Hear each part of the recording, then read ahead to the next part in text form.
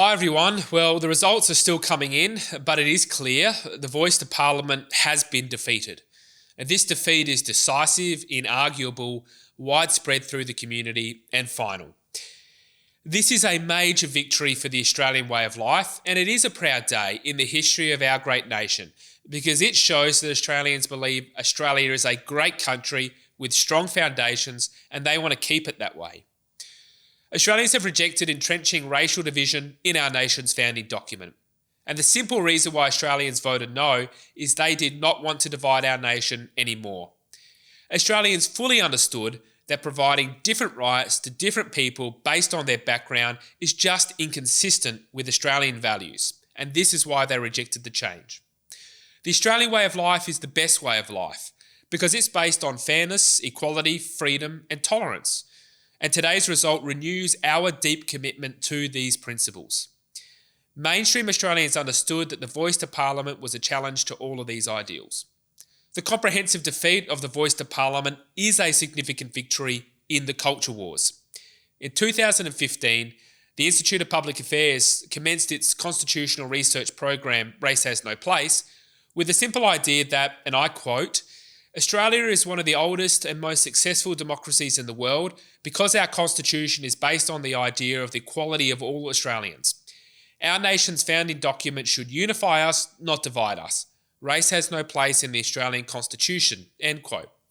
Now, it shouldn't be forgotten that when announced, support for the voice was 70+%. The victory of the no case today was due to the leadership and making arguments and having a debate to the community about our values. Far too often in recent history, many on the centre-right have forgotten or shirked their responsibility to defend our values and preserve our way of life. The result today is a clear indication to the major political parties and others in the community that defending our culture is vitally important to millions of Australians and it's popular, and when you fight, you win. The defeat of the voice is transformative for our nation. This referendum has exposed the real and growing gulf between mainstream Australians and Australia's political class elites and major corporations. Today's result was secured in the face of one of the most unequal and unfair campaigns in Australia's history. Never forget this. The elites did everything in their power to stop a free and fair debate and to silence Australians. The government gave a multi-million-dollar financial free kick to the Yes campaign through favourable tax treatment.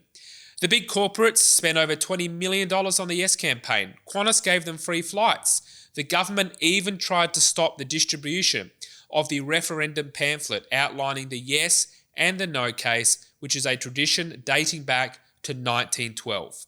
And let's not forget, foreign big tech companies and self-appointed fact-checkers with the backing of government engaged in unprecedented levels of censorship.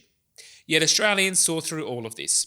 Finally, a key lesson of this referendum is that many of us desperately want to see better outcomes for Indigenous people in the outback.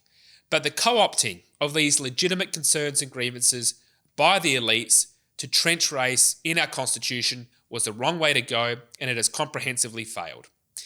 In closing, today is a day of celebration because Australians have reaffirmed their deep and abiding commitment to the Australian way of life and to our values. Authorised by Scott Hardgraves, Institute of Public Affairs, Melbourne.